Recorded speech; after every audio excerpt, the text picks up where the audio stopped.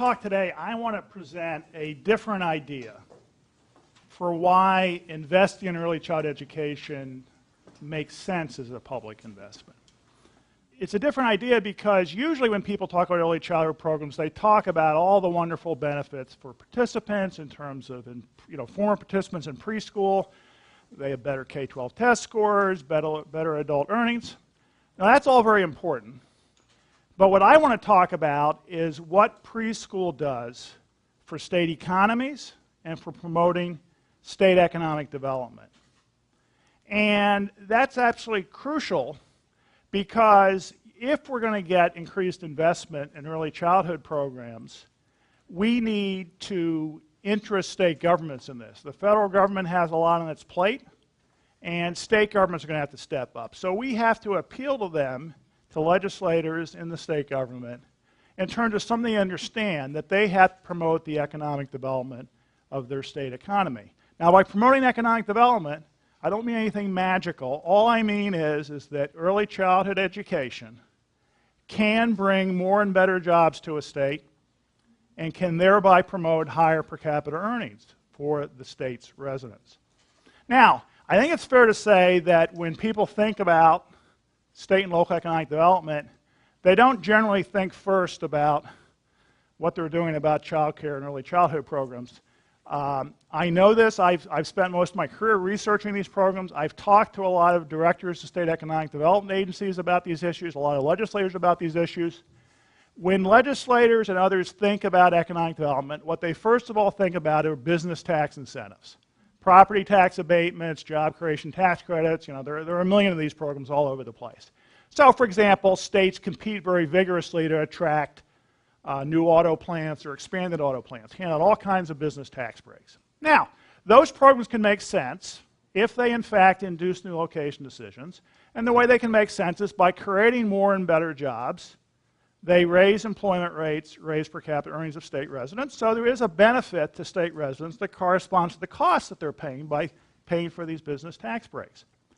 My argument is essentially that early childhood programs can do exactly the same thing, create more and better jobs, but in a different way. It's a somewhat more indirect way. These programs can promote more and better jobs by you invest in high-quality preschool. It develops the skills of your local workforce, if enough of them stick around.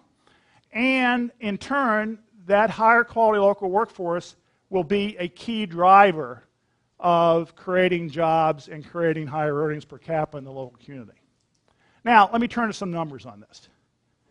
Okay, if you look at the research evidence that's extensive on how much early childhood programs affect the educational attainment, wages, and skills of former participants in preschool as adults, you take those known effects, you take how many of those folks will be expected to stick around the state or local economy and not move out, and you take research on how much skills drive job creation, you will conclude from these three separate lines of research that for every dollar invested in early childhood programs, the per capita earnings of state residents go up by $2.78. So that's a 3-to-1 return.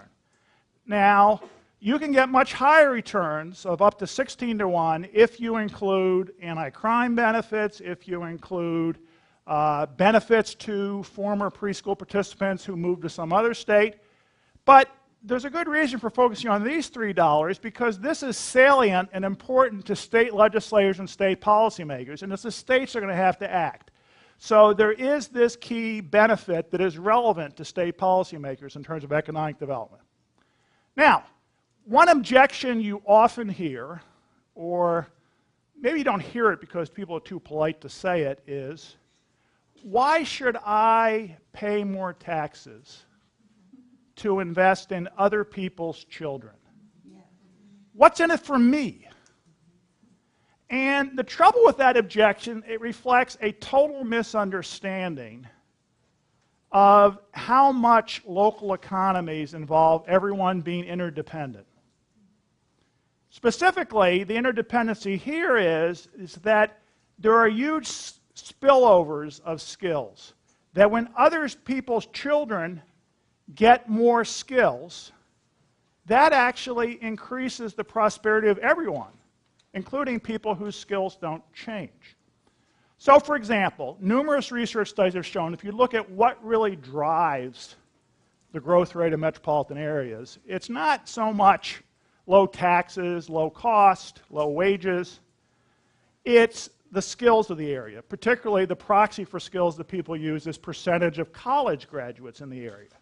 So when you look, for example, at metropolitan areas such as the Boston area, Minneapolis, St. Paul, Silicon Valley, these areas are not doing well economically because they're low cost.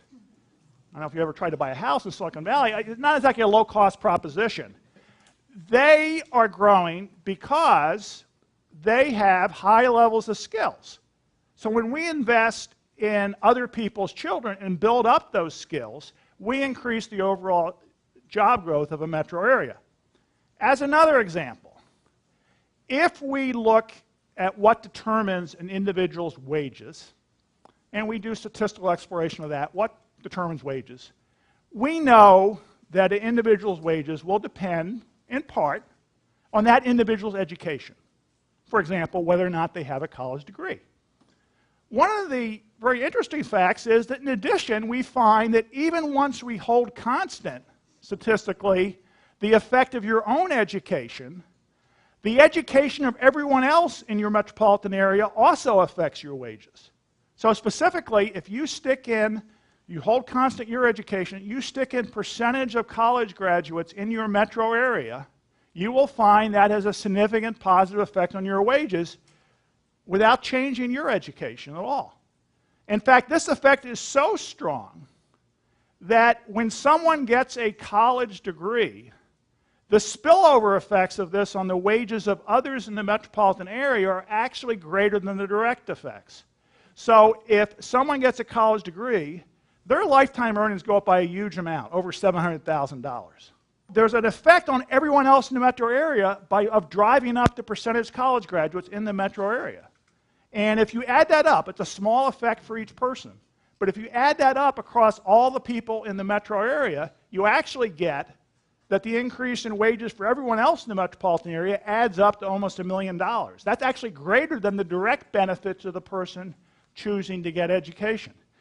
Now, what's going on here? What can explain these huge spillover effects of education?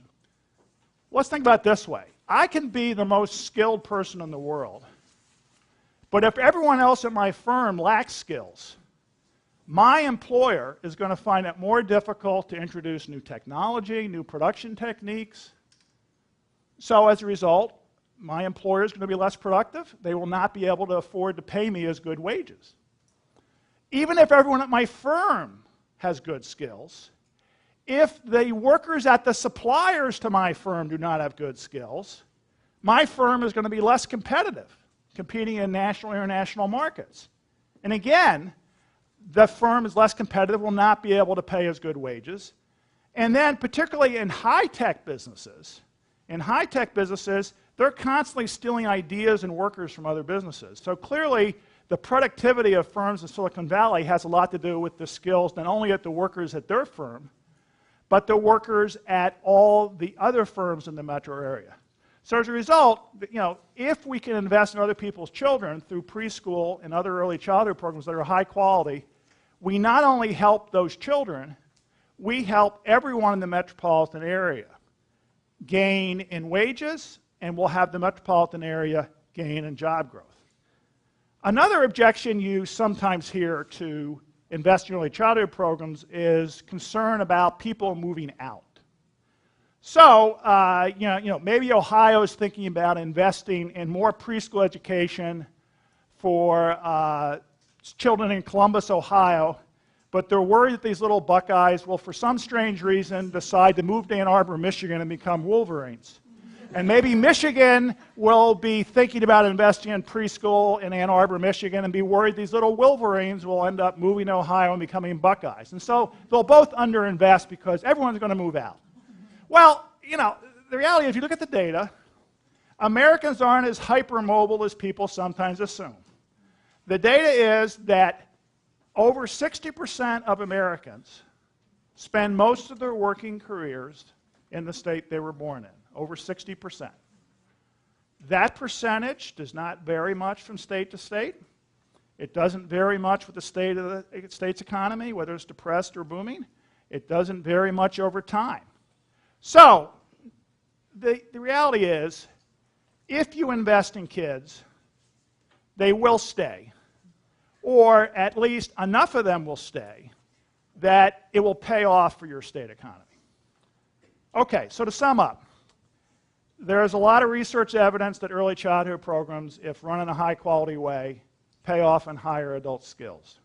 There's a lot of research evidence that those folks will stick around the state economy. And there's a lot of evidence that having more workers with higher skills in your local economy pays off in higher wages and job growth for your local economy. And if you calculate the numbers, for each dollar, we get about $3 back in benefits for the state economy. So, in my opinion, the research evidence is compelling, and the logic of this is compelling. So, what are the barriers to getting it done? Well, one obvious barrier is cost. So, if you look at what it would cost if every state government invested in universal preschool at age 4, full-day preschool at age 4, the total annual national cost would be roughly $30 billion. So $30 billion is a lot of money. On the other hand, if you reflect on that the U.S.'s population is over 300 million, we're talking about an amount of money that amounts to $100 per capita. Okay, $100 per capita, per person, is something that any state government can afford to do. It's just a simple matter of political will to do it. And of course, as I mentioned, this cost has corresponding benefits. I mentioned there's a multiplier of about 3, 2.78 for the state economy in terms of over 80 billion in extra earnings. And if we want to translate that from just billions of dollars to something that might mean something, what we're talking about is that for the average low-income kid, that would increase earnings by about 10% over their whole career. Just doing the preschool, not improving K-12 or anything else after that, not doing anything with college tuition or access, just directly improving preschool. And we would get 5% higher earnings for middle-class kids. So this is an investment that pays off in very concrete terms for a broad range of income groups in the state's population and produces large and tangible benefits. Now, that's one barrier. I actually think the more profound barrier is the long-term nature of the benefits from early childhood programs. So the argument I'm making is that we're increasing the quality of our local workforce and thereby increasing economic development. Obviously, if we have a preschool with 4-year-olds, we're not sending these kids out at age 5 to work in the sweatshops, right? So at least I hope not.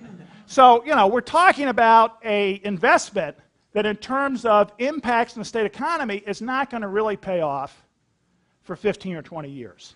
And of course, America is notorious for being a short-term oriented society. Now, one response you can make to this, and I sometimes have done this in talks, is people can talk about there are benefits for these programs in reducing special ed and remedial education costs. There are benefits. Parents care about preschool. Maybe we'll get some migration effects from parents seeking good preschool. And I think those are true.